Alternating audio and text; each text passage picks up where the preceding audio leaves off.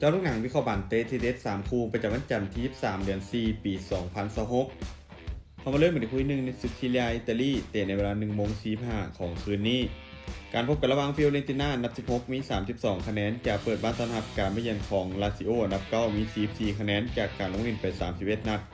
ฟิโอเรนติน่าเจ้าบ้านมีฟอร์มการเล่นส่วนหลังที่ค่อนข้างดีด้วยการเก็บชัยชนะได้3จาก5เกมหลังสุดจุดเด่นของทีมคือเกมบุกที่มีความหลากหลายการเล่นในบ้านของพวกเขาถือว่าแข็งแกร่งพอสมควร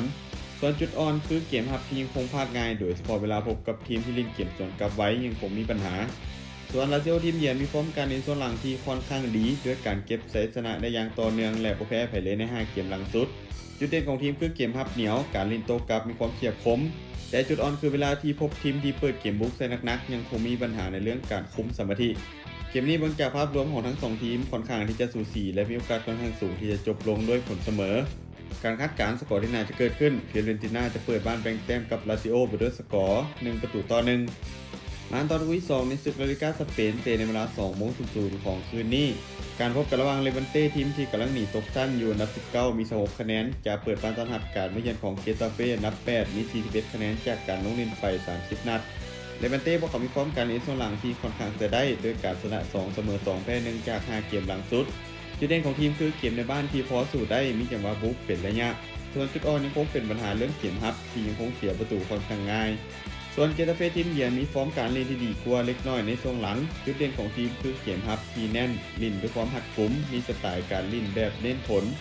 ผู้เกมคาดว่าจะออกมาแบบอึดอัดยิงประตูกันบ่หลายเบิ่งจากภาพรวมยังคงให้ทีมเยือนเกตาเฟ่ดูดีกว่าในเกมนี้การคาดการณ์สกอร์ที่น่าจะเกิดขึ้นเกตาเฟ่จะบุกมาเสือนเอาชนะเลวันเต้ไปด้วยสกอร์1-0มาตอนคู่ที่3ในศึกพรีเมียร์ลีกอังกฤษเตะในเวลา 20:00 ของคืนนี้การพบกันระหว่างแมนยูอันดับ3มี55คะแนนจากเปิดบ้านต้อนรับการมาเยือนของลีดยูไนเต็ดอันดับ15มี33คะแนนจากการลงเล่นไป31นัดแมนยูเจ้าบ้านพวกเขามีฟอร์มการเล่นส่วนหลังที่ค่อนข้างดีด้วยการเก็บชัยชนะได้3จาก5เกมหลังสุดจุดเด่นของทีมคือเกมบุกที่มีความหลากหลายมีทีเด็ดจากตัวบุกหลายคนส่วนลีดยูไนเต็ดทีมเยือนมีฟอร์มการเล่นส่วนหลังที่ยังขึ้นๆลงๆขาดความสม่ำเสมอจุดเด่นของทีมคือมักจะเล่นเกมเพสซิ่งนักได้ดีส่วนจุดอ่อนยังคงเป็นเกมรับที่ยังคงพลาดง่ายภาพรวมเกมนี้คาดว่าน่าจะเป็นเกมที่บ่ง่ายสำหรับแมนยูแต่คิดว่าพวกเขาน่าจะเก็บชัยชนะมาได้ในท้ายที่สุดการคาดการณ์สกอร์ที่น่าจะเกิดขึ้นแมนยูจะเปิดบ้านเอาชนะลีดยูไนเต็ดไปด้วยสกอร์3-1สุดท้ายนี้ถ้าทุกคนสนใจแนวทางดีๆแบบนี้อย่าลืมกดไลค์กดแชร์ออกไปเพื่อเป็นแนวทางเพิ่มเติมและใครสนใจอยากลงทุนสามารถกดลิงก์ผ่านหน้าซ่องได้เลยเด้อ